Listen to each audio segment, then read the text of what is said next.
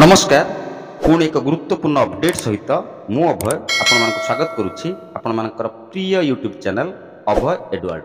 बंधुगण, दीर्घ दिनर प्रतीक्षार अंत घटाई राज्य सरकार प्राथमिक शिक्षक मानकर पदोन्नति निमंते प्रक्रिया आरंभ करिया पई सबुज संकेत प्रदान करछि। जेपरिक आपण माने समस्ते जानती दीर्घ वर्ष धरी एलिमेंटारी केडर टीचर मानकर प्रमोशन अटकी रही ओडिशा हाईकोर्ट रे न्यायालय रे विचाराधीन थिला। ओटीईटी प्रासंगिकता एवं ओटीईटी आवश्यकता प्रमोशन क्षेत्र रे अछि कि नाही ए प्रसंग रे शह शह केस ओडिशा हाईकोर्ट रे वर्तमान सुधा विचाराधीन अछि। शेष फलाफल आसी नाही, किंतु या मध्य रे राज्य सरकार विद्यालय और गणशिक्षा विभाग एलिमेंटारी केडर टीचर मानकर प्रमोशन निमंते मंजूरी प्रदान करिछि।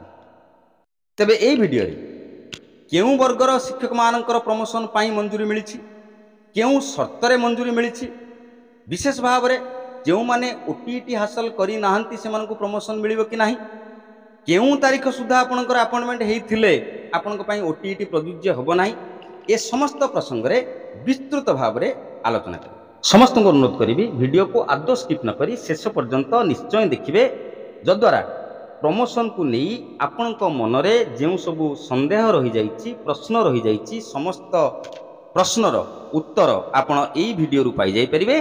ता छड़ा प्रमोशन संबंध में सरकार जो क्लारिफिकेशन आछि ताकू मध्य अति सहज भाव में बुझीपर। ता सहित आउ एक अनुरोध रखी ए वीडियो को अन्य बंधु मान सहित व्हाट्सएप जरिया रे निश्चित शेयर करेंगे, जद्वारा प्रमोशन को नहीं चिंतार थिबा शिक्षक शिक्षयित्री माने ए संबंधी सूचनाटी को जानिपर।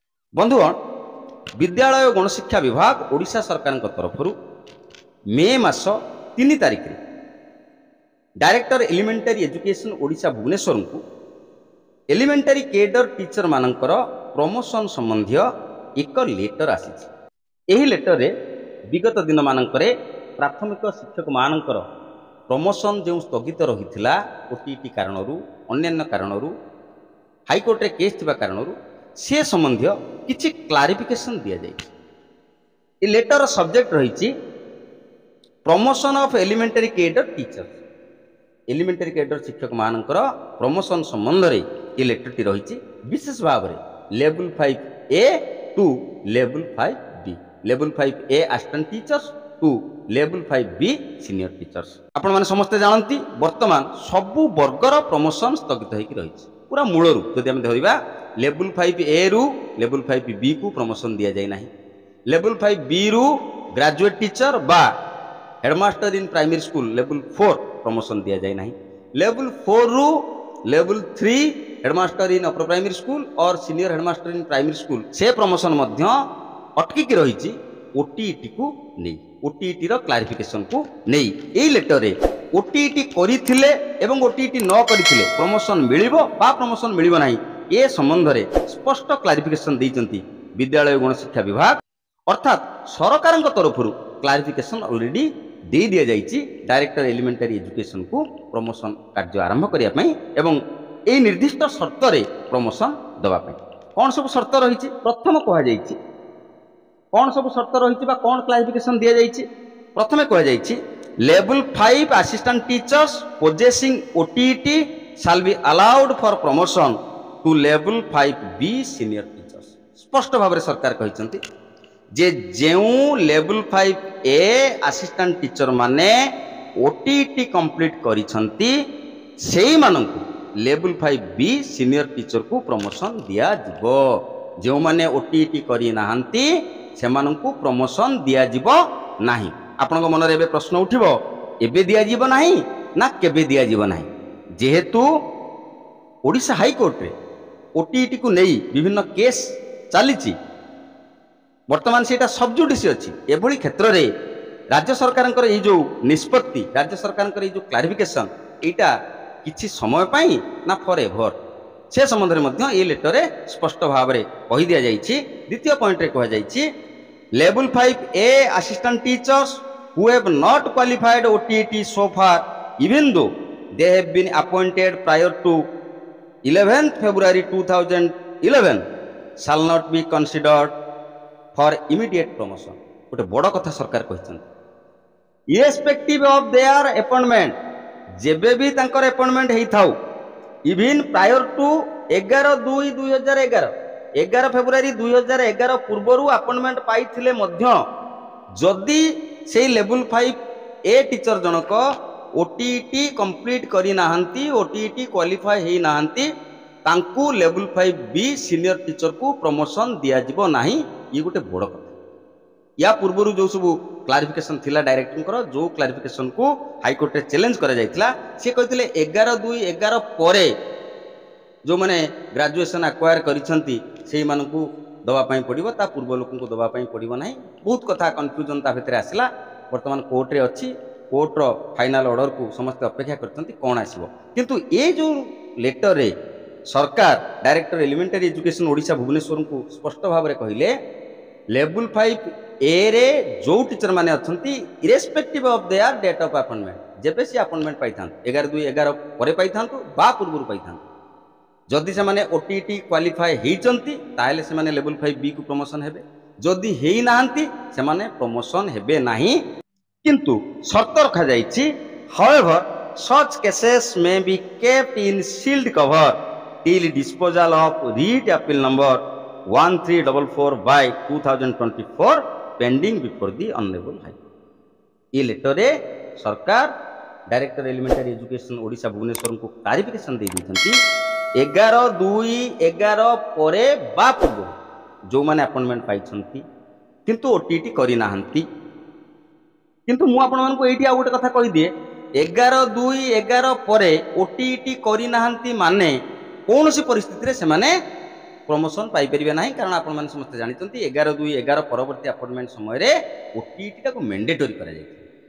ओटीटी मैंडेटरी अपॉइंटमेंट क्वालिफिकेशन होची ओटीटी ओटीटी नाही माने आपन को अपॉइंटमेंट ही मिलिबोनी।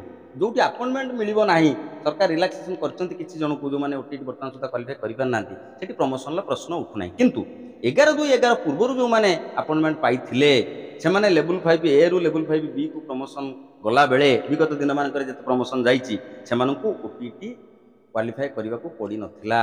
किंतु राज्य सरकार यही क्लारिफिकेशन ले स्पष्ट भाव में कहते 11/2/11 पूर्वरु अपॉइंटमेंट पाइथिले मध्य जदि से ओटीटी क्वालिफाई करि नाहंती तांकू वर्तमान प्रमोशन दिया जिवो नै। गोटे इमीडिएट प्रमोशन वर्ड लगा जाइछि। ई इमीडिएट प्रमोशन कोन हाईकोर्ट रे केस पेंडिंग थिबा सत्वे राज्य सरकार ग्रीन सिग्नल देइछंती सबुज संकेत देइछंती director elementary education Odisha Bhubaneswar को जे लेवल 5 ए रु लेवल 5 बी को प्रमोशन कार्य त्वरान्वित करिया पई बा से प्रक्रिया आरंभ करिया पई हाईकोर्ट रे सबजुडिस थिबा सत्वे किंतु कंडीशन कहउचंती जे जो माने ओटीटी पास करिसंती से मान को इमीडिएटली प्रमोशन दे दिया जाऊ।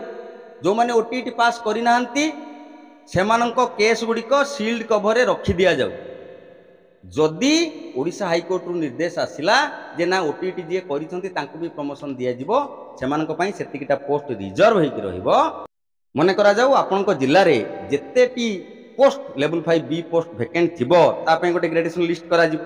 से ग्रेडेशन लिस्ट अनुसार सेमानंको प्रमोशन दिया जिबा कथा। जो माने नॉन ओटीटी सेमाने मध्य ग्रेडेशन लिस्ट रे रहिबे किंतु जो माने क्वालिफाई करिसंती ओटीटी सेमानंको प्रमोशन इमीडिएटली दे दिया जिवो। जो माने ओटीटी क्वालिफाई करि नाहंती तांको केस को रखी दिया जिवो। परवर्ती समय रे ओडिशा उच्च न्यायालय बा ऑनरेबल हाई कोर्ट को पाखरे जो रीट अपील रहिछि 1344/2024 यार फाइनल हियरिंग जहा हबो सेही अनुसार प्रमोशन मिलिबो। अर्थात सेतिकिटी पोस्ट रिजर्व हेकि रहिबो।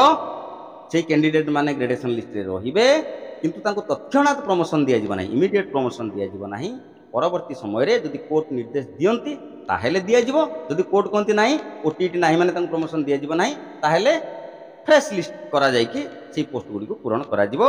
ये होची राज्य सरकारंकर बा विद्यालय गणशिक्षा विभागंकर ये होची क्लारिफिकेशन जहा director elementary education Odisha Bhubaneswar को मे मास 3 तारिख 3 मे 2025 रे प्राप्त होईछि। एवं लास्ट रे कह जाइछि You are therefore requested to take further necessary steps in the matter accordingly।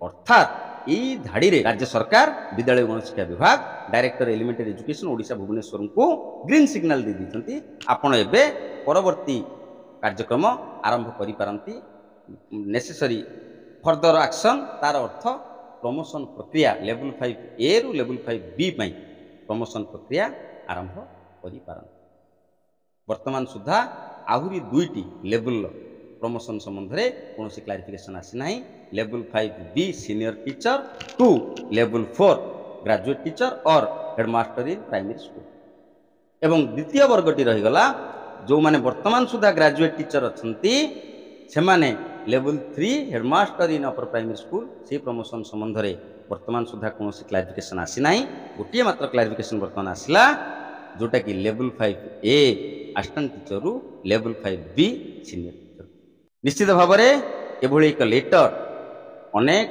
Promotion आशायी शिक्षक शिक्षयित्री बंधु मानू खुशी प्रदान करिवो किंतु जो माने ओटीटी क्वालिफाई करि नाहंती सेमानंक पई यह एक चिंतार विषय से माने ओडिशा हाईकोर्ट शुणाणी फाइनल हियरिंग बा जजमेंट पर्यंत से अपेक्षा करिया पड़िबो अर्थात कोर्ट रे केस सबजुडिस थिबा सत्वे राज्य सरकार ग्रीन सिग्नल दी सारी जे तुमे जो माने नॉन ओटीटी अच्छंती तांको केस को साइड रे रखी रिजर्व रखी जो माने ओटीटी करछंती से मानको इमीडिएटली प्रमोशन दे दिया जाऊ प्रमोशन कार्य जारी रहू प्रमोशन एमती आउ झुलिकी न रहू तेबे यही क्लारिफिकेशन बल प्रमोशन हो पारिबो बा हो पारिबो नाही किंबा सरकारंकर ए लेटर पुणी थे ओडिशा हाईकोर्ट रे चैलेंज करा जिवो से कथा परवर्ती समय जना पड़िबो प्रमोशन संबंध जहाँ भी लेटेस्ट अपडेट आसीबो मु निश्चित भाव में आपनक सहित शेयर करी आपको अनुरोध करी जदि ए पर्यंत आपण मैंने आम चैनल को सब्सक्राइब करना दयाकोरी चैनल को सब्सक्राइब करूँ